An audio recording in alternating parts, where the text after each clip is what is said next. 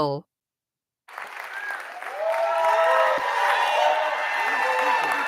Got something on me? All right, how was lunch?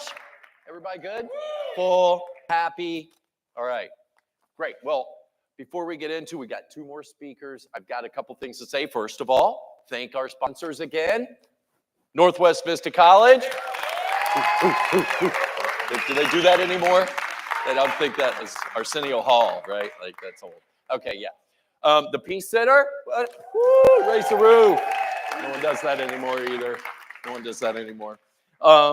We also, and of course, Compassionate USA. Thank you. Thank you as well.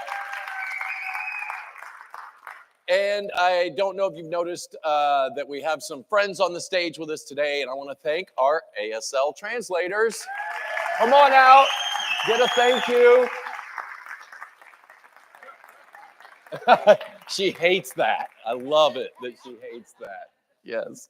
And you do too, don't you? You hate that. Yes. And we're giving you attention right now bothers you. Yes. It's called irony. All right. So our next speaker, she's super boring. I mean, you know, she's just like all of us. Another award-winning author, keynote speaker, results-driven mentor, just like all of us. We've seen it 1,000 times. Ladies and gentlemen, please welcome the inimitable Amber Ibarra.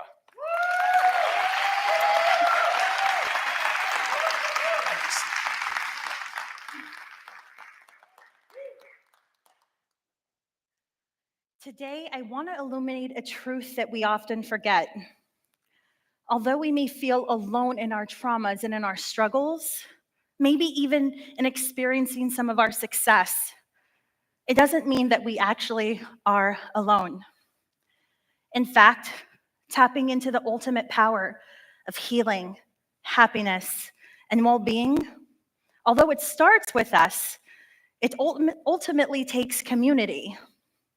You see, I know what it's like to feel alone and struggle. From leaving home at 17 because I felt misunderstood.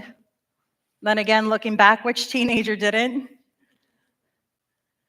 Having to navigate through my anxiety and panic attacks that led to my own isolation. And then witnessing my parents, family members, and community figure out what security and safety could look like again after losing 21 beautiful souls to one of the deadliest school shootings in Texas in my hometown of Uvalde. And then through time, watching them muster up the courage and the strength to rebuild. You see, there are good and bad events in life. There's turmoil, I've seen it. I've experienced having to rebuild on my own as I've evolved through life, rebuilding some kind of new version of normalcy. Those moments that shake us to our core, it isn't easy, but it is possible. And now I don't want you to just take my word for it. You see, there's this fascinating phenomenon of the human psyche called hedonic adaptation. And simply put, it means that each of us can experience the peak of our highs and the depths of our lows, but somehow we all return to this baseline of happiness.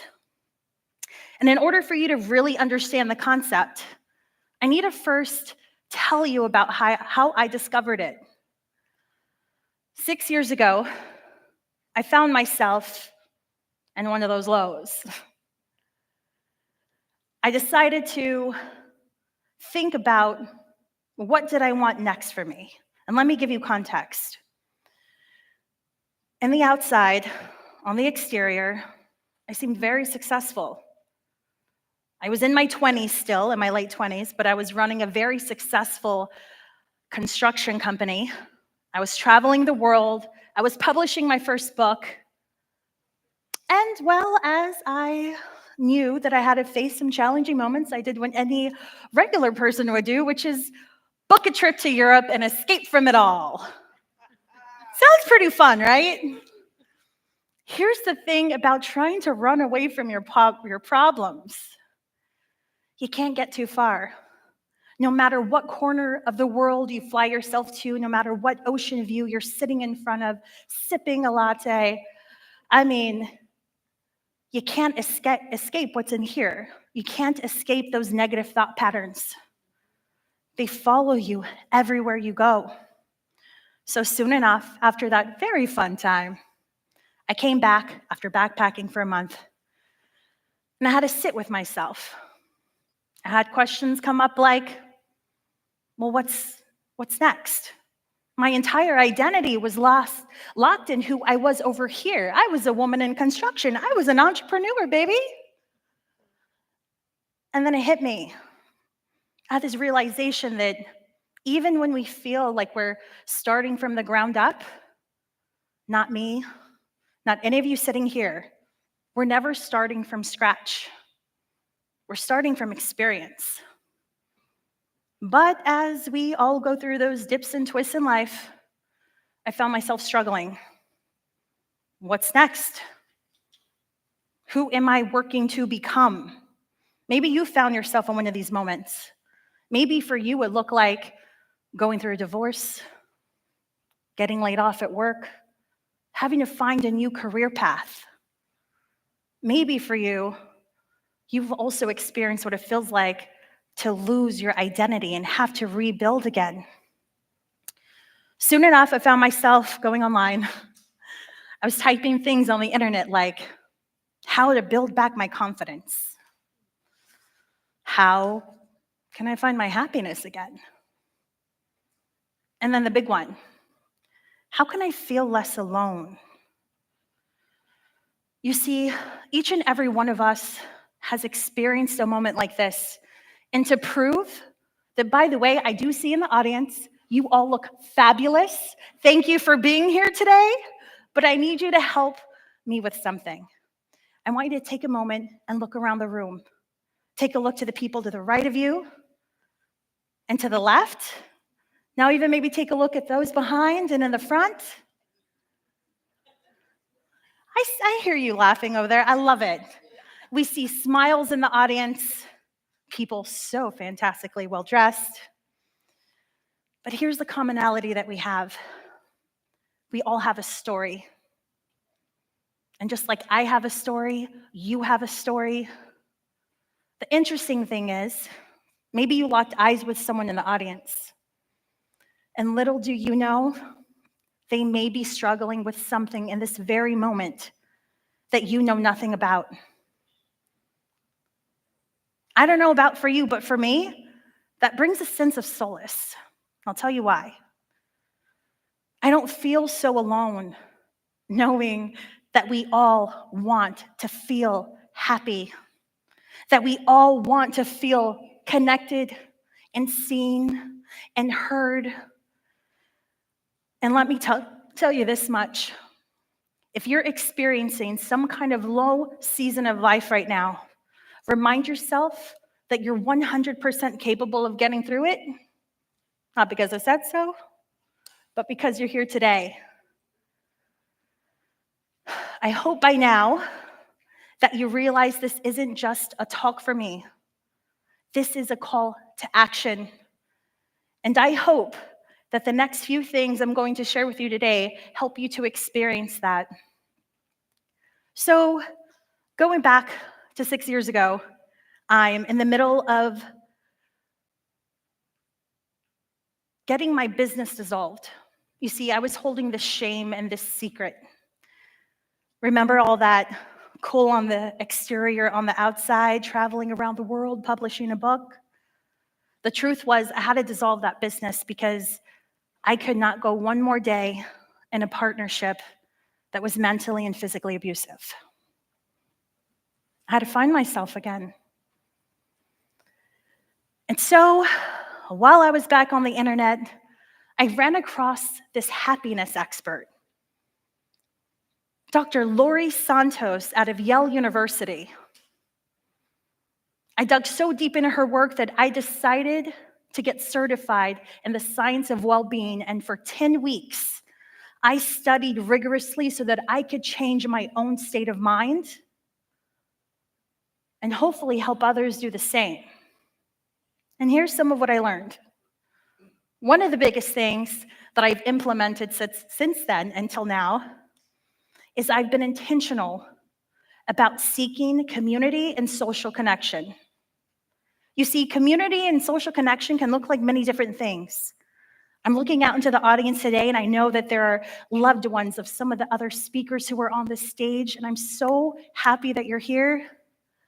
It can look like family members, close friends, those people that love us no matter what. For me, along with that, I'm grateful to have loved ones here today supporting as well. It also looks like being a part of an entrepreneurial community, people that build me up to be a better woman in business. Then I have my art community to help me become a better writer, a better speaker. And dare I say that I've also created a community so that those who are wanting to start that entrepreneurial journey, they feel supported too. How are you being intentional about partaking in community? Science shows that your happiness boosts over 30% when you feel like you have other people to help and support you. And maybe right now you're asking yourself, gosh, Amber, I don't know where to start. Where do I find this community thing? Bless you. Well, I will say that with community, we have this really cool thing called technology, and you can actually search online to find one.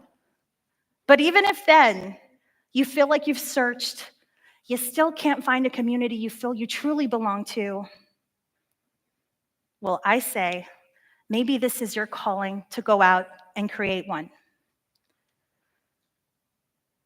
Now that you hopefully know the power of community, one of the other things that I've been practicing is something that, even with all the exterior hype, the people that love us and support us, as much as they tell us, you're doing wonderful, you're doing great, I'm so proud of you. Have you ever had a loved one tell you that, and then you're kind of like, I just don't feel it yet? I know I have. You see, that's where it takes us honing into our strengths, to be able to conjure up our own tenacity, to be able to go out into the world and take the action that is necessary, to go out into the world and be able to do the thing that we said that we want to do, and the way that we want to change the world, the way we want to show up in the world. All the people in the world could support us, but at the end of the day, that's up to us. So what are your strengths? How are you leaning into those? And lastly, something that I do practice daily is gratitude. Now, maybe you've read about it in books, you've heard about it from the gurus. Okay, I'm not your gratitude guru, let me tell you. But I will say that in some of my toughest moments, on the days that I feel like I can't find anything to be grateful for, there's always something. And some days, it takes a little bit longer of a time than others. You know, there have been days where normal things happen in life, like you're stuck in traffic, you missed the flight. But guess what? I've missed some flights, and then I've ended up experiencing friendships from other people that missed those flights, and I think to myself, how cool how that worked. Because there is always something to be grateful for, even in those times that we feel like there aren't. So I ask you, how are you desiring to show up intentionally in your life so that you too can always make sure, despite the struggles, the peaks, the lows, you return and accelerate that baseline of happiness? How are you intentionally going to seek community and social connection? How are you going to start leaning into your strengths? And how are you going to begin to feel grateful Find something to be grateful for each and every day. This is not meant for you to do alone. Stop believing that you have to heal and grow alone. Muster up the courage to connect and begin to see the positive ripple effects that it creates when you do. Thank you.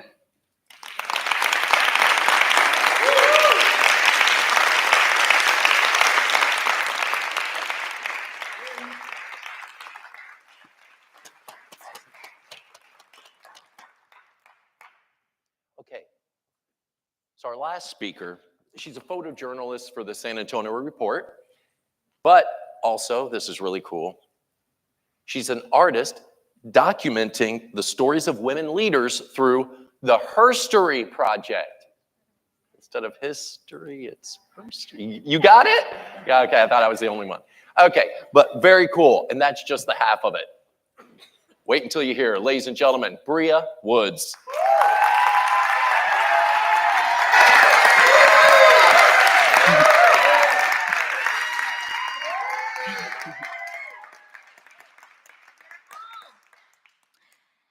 Hey, I need a job.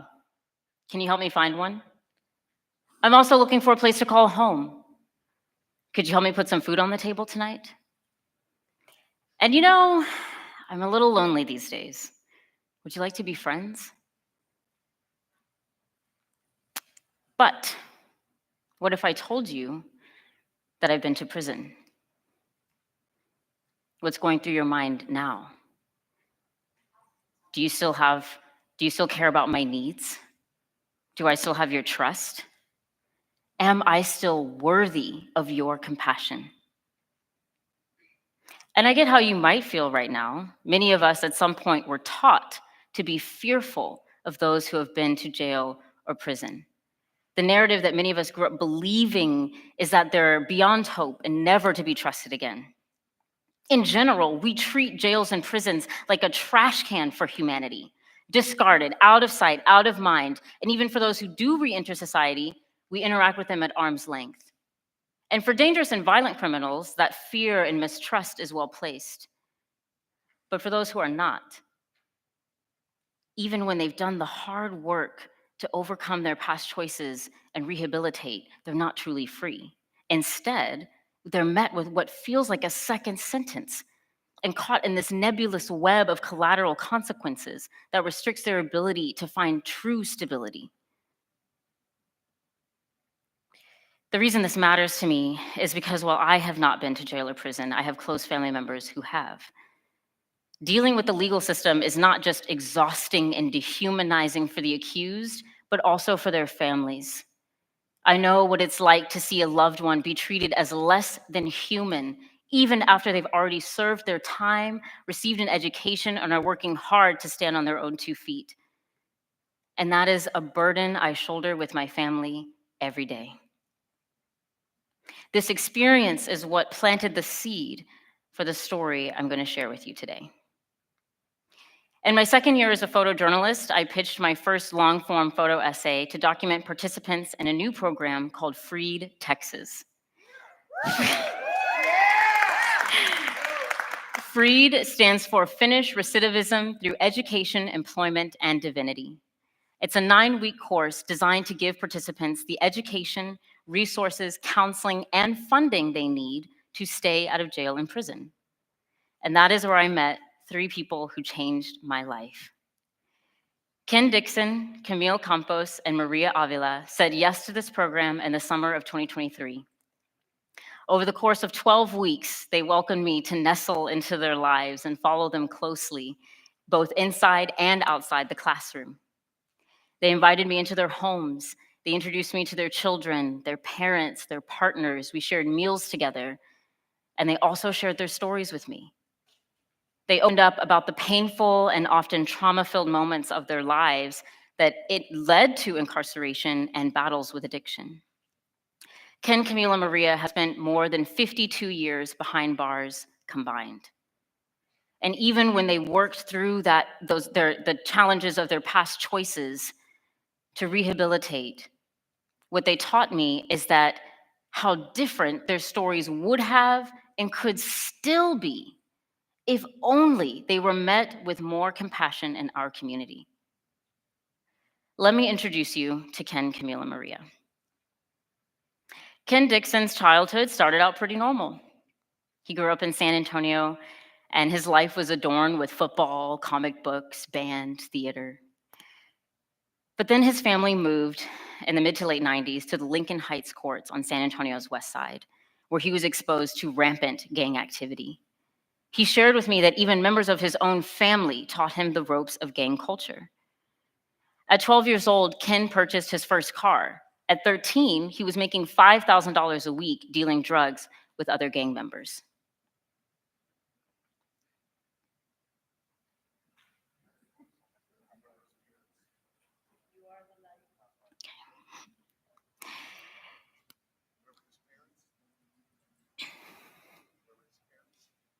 Where were his parents? His father was in prison, and his mother, who was dealing with her own trauma, was shouldering an addiction that took her attention away from parenting.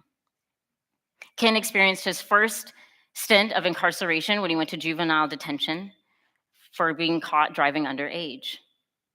And he told me that he knew it wasn't a matter of if he was going to go to prison, but when. Living off of food stamps and other government subsidies, he had to learn how to fend for himself and provide for himself, and he had to grow up fast. And unfortunately, that did include crime. And sure enough, when he was only 20 years old, he was sentenced to 10 years in federal prison, and he got out after 8 years on parole in 2014. When Camille Campos was 9 years old, she moved to San Antonio with her family from Corpus Christi, and she remembers seeing her mom working hard to provide for her and her siblings. But eventually, Camille's older sister started to coerce Camille to try drugs, and this is how they both coped with childhood sexual assault trauma. Camille started skipping school, smoking weed, drinking, and she said her life just spiraled out of control. And these self-medicating measures followed her into adulthood and into motherhood. Camille's 3 oldest children watched their mom battle an addiction for years, which caused a rift in their relationship. In 2015, when Camille was 37 years old, she started using meth. And at first, she was able to hide it from the father of her 2 youngest children, but eventually when he found out, he took custody of the kids and moved them back to California, and this turned her world upside down. And she was sentenced to 4 years of probation on a 2021 felony possession charge, and she got out on bond after spending 2 days in Bexar County Jail. And she told me a distinct moment that she knew something had to change. She said she was in her room one day using, and God spoke to her and said, "Your kids don't get to self-medicate. They have to feel the pain of not having their mother every single day." And on August 12th, 2022, she took herself to detox to begin her sobriety journey.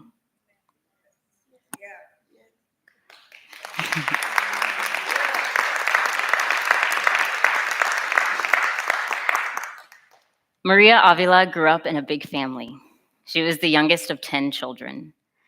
And she shared with me a really important story that changed her life forever. Maria was sexually assaulted by her stepbrother. And when she finally mustered up the courage to confide this in her mother chose to protect him instead. And this ripped Maria's heart to pieces. When she was 15 years old, she ran away from home, started injecting intravenous drugs, and had her child all in the first year. Between 1989 and 2009, Maria accrued a long list of charges. In addition to being in and out of jail, she also went to prison 5 different times over the span of 4 decades. And then during her last prison sentence, she was fighting yet another battle. She received the devastating news that her youngest child, Celia Lopez, was murdered. And Maria still had 5 years left on her prison sentence, so she wasn't able to properly bury or grieve her child. And this was the moment she knew something has to change. And I hope that what you can see is that the through line through each of their stories is that delinquency was a result of their circumstances and not a product of their heart. What is a child to do when they don't have protection, security, guidance, all while being steeped in an environment that is often unbecoming and dangerous? And then being sent to jail or prison where very little is being done to help them heal from physical and emotional trauma. And while Ken, Camille, and Maria have been able to overcome a lot of the consequences from their past choices, the reality that met them on the other side was like another sentence, or as my father calls it, prison after prison.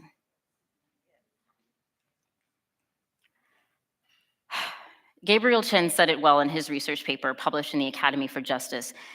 For those convicted of a crime, the greatest impact will not be imprisonment, but being marked as a criminal and subjected to collateral consequences.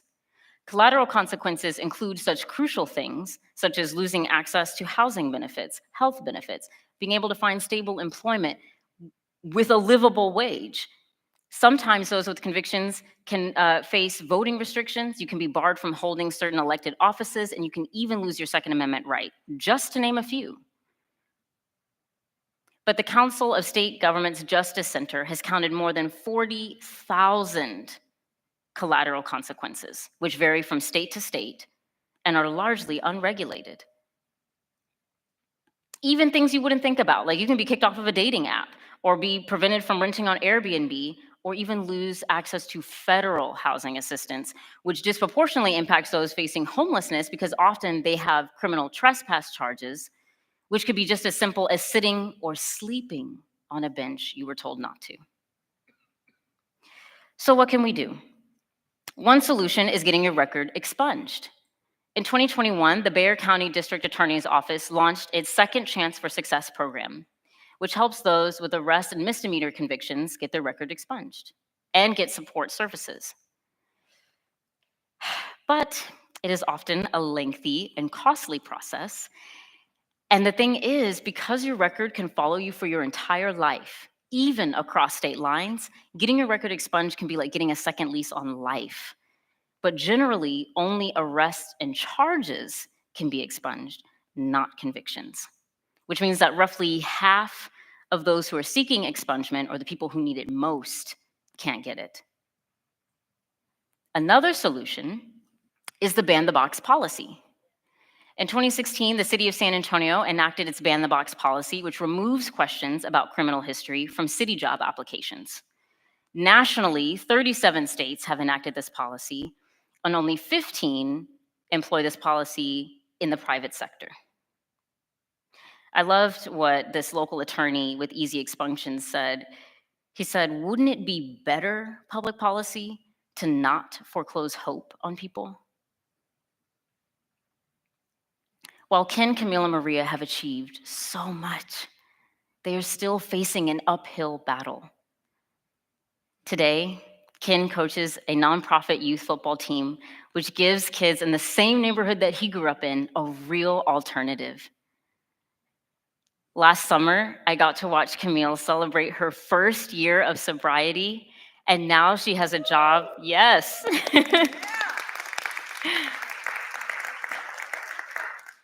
And now she has a job with the harm reduction team at Corazon Ministries. And Maria finally gets to be the mother, grandmother, and great-grandmother that she always wanted to be. And while she shared with me that she is still struggling to hold housing and a stable job, she's not giving up. While working on this story, I felt the weight of my privilege. It's easy to judge someone, but it's harder to have compassion because compassion takes curiosity and curiosity takes work. However it is you are navigating this life, maybe with the student at school that's always getting in trouble, or maybe you're a hiring manager, or the patients you see in your doctor's office or at your law firm, or maybe the barista who makes your coffee every morning, or maybe the person you're sitting next to right now. You don't know if they're carrying this burden. And I hope that you won't just write them off or judge them or label them, but instead seek to understand where they've come from, where they're going, and what you can do to help them get there. I get it. It's second nature for us to want to put up these barriers that we think are designed to protect us from the bad guy and keep us insulated from harm. But sometimes what we're actually doing is limiting others' ability to be seen as human and be able to access the very resources they need to progress. We can change that narrative with compassion. Compassion is not just a cute word. It's a game changer, a mountain mover, and a destroyer of barriers. Thank you.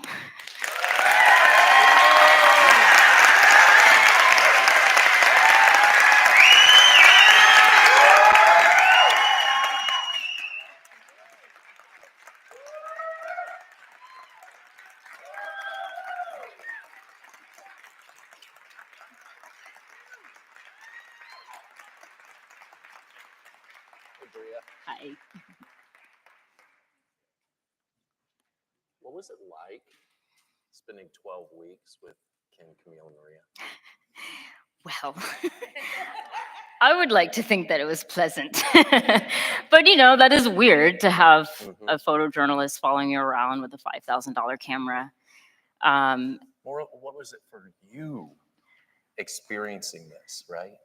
Versus Yeah. them. I'm sure it was awkward and weird for you to be Yeah. in their lives, but for you to experience that dichotomy. Yeah.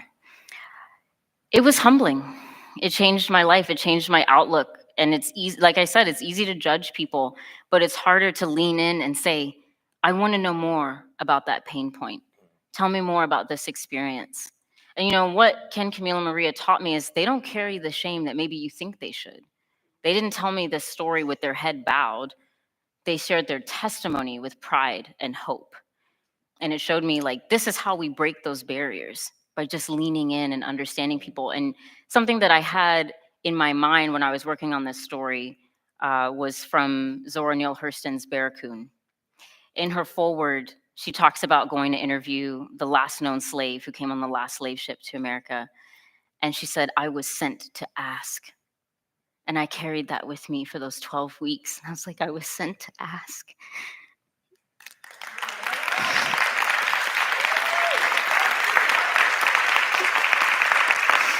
Sorry. Let me get it together. I can cry later. You have something to share with all of us today? I do. I have a surprise. Camille and Maria are actually in the audience right now.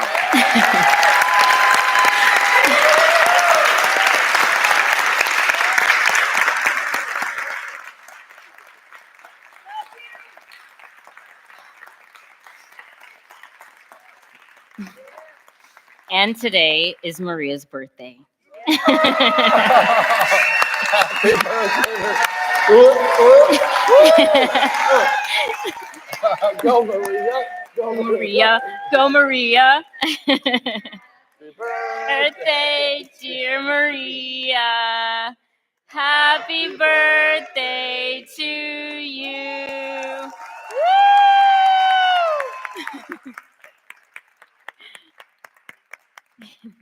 Well, thank you for your compassion Thank and you. sharing that. Thank you for you guys and all you've done. And ladies and gentlemen, Bria Woods. Thank you.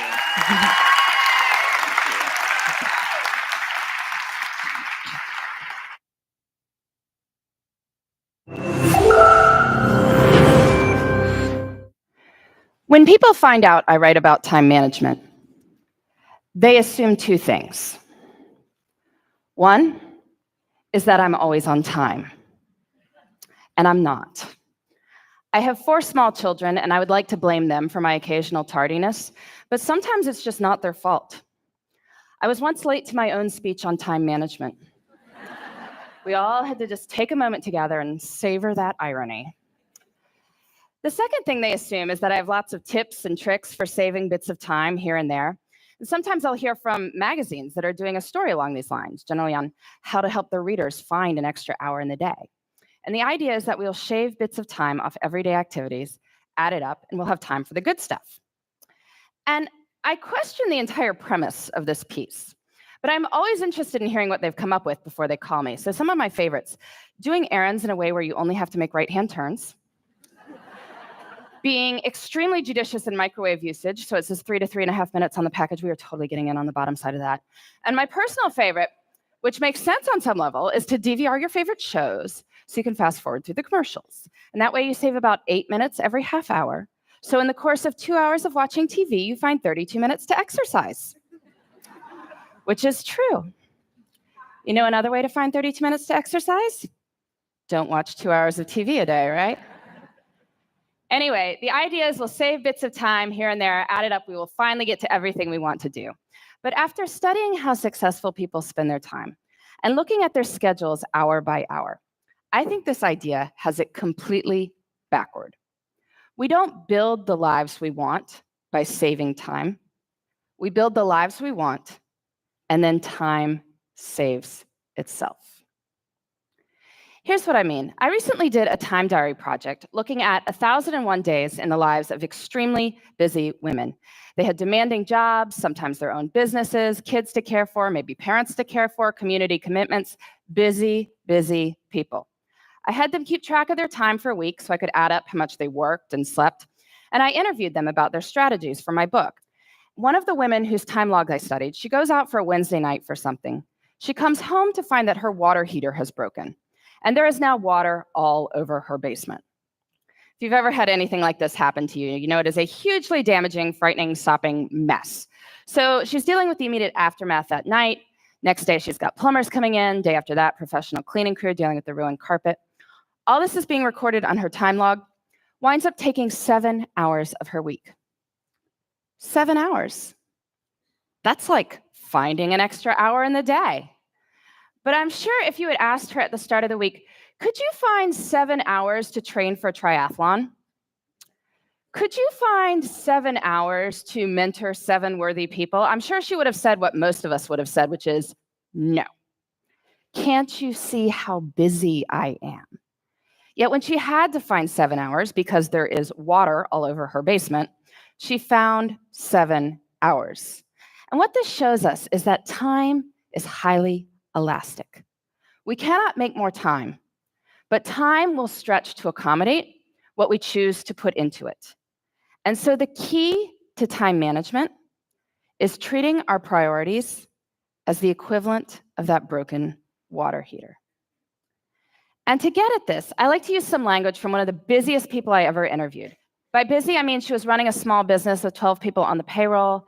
She had 6 children in her spare time. I was getting in touch with her to set up an interview on how she had it all, that phrase. I remember it was a Thursday morning and she was not available to speak with me, of course, right? But the reason she was unavailable to speak with me is that she was out for a hike because it was a beautiful spring morning and she wanted to go for a hike.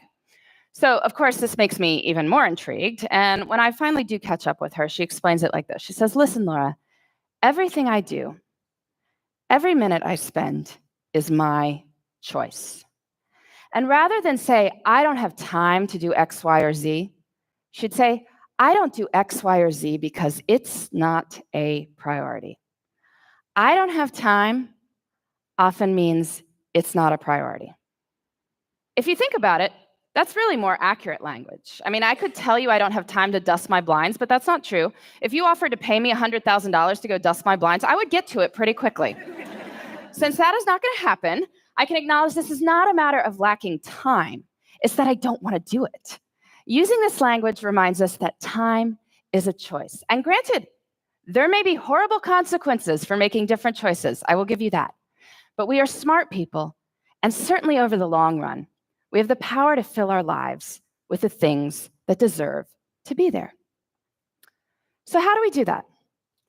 How do we treat our priorities as the equivalent of that broken water heater? Well, first, we need to figure out what they are. And I want to give you 2 strategies for thinking about this. The first, on the professional side, I'm sure many people coming up to the end of the year are giving or getting annual performance reviews. You look back over your successes over the year, your opportunities for growth. And this serves its purpose, but I find it's more effective to do this looking forward. So I want you to pretend it's the end of next year. you're giving yourself a performance review. And it has been an absolutely amazing year for you professionally. What 3 to 5 things did you do that made it so amazing?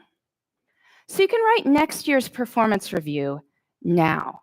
And you can do this for your personal life too. I'm sure many of you, like me, come December, get cards that contain these folded up sheets of colored paper, on which is written what is known as the family holiday letter.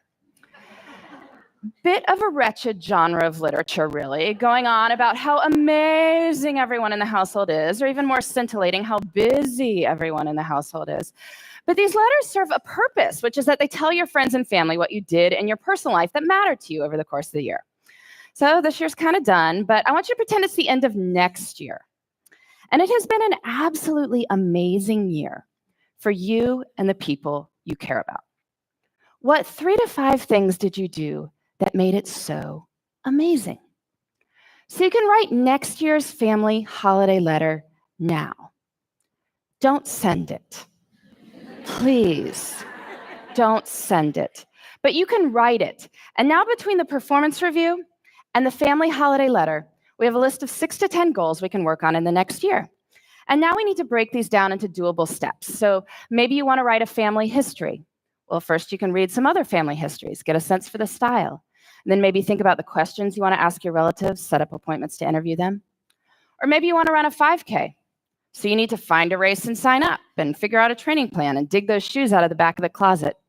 And then, this is key, we treat our priorities as the equivalent of that broken water heater by putting them into our schedules first. And we do this by thinking through our weeks before we are in them. I find a really good time to do this is Friday afternoons. Friday afternoon is what an economist might call a low opportunity cost time. Most of us are not sitting there on Friday afternoon saying, I am excited to make progress toward my personal and professional priorities right now. But we are willing to think about what those should be. So take a little bit of time Friday afternoon, make yourself a 3-category priority list: career, relationships, self. Making a 3-category list reminds us that there should be something in all 3 categories. Career we think about, relationships, self, not so much. But anyway, just a short list, 2 to 3 items in each. Then look out over the whole of the next week and see where you can plan them in. Where you plan them in is up to you. And I know this is going to be more complicated for some people than others. I mean, some people's lives are just harder than others. It is not going to be easy to find time to take that poetry class if you are caring for multiple children on your own. I get that. And I don't want to minimize anyone's struggle. But I do think that the numbers I am about to tell you are empowering. There are 168 hours in a week. 24 times 7 is 168 hours. That is a lot of time.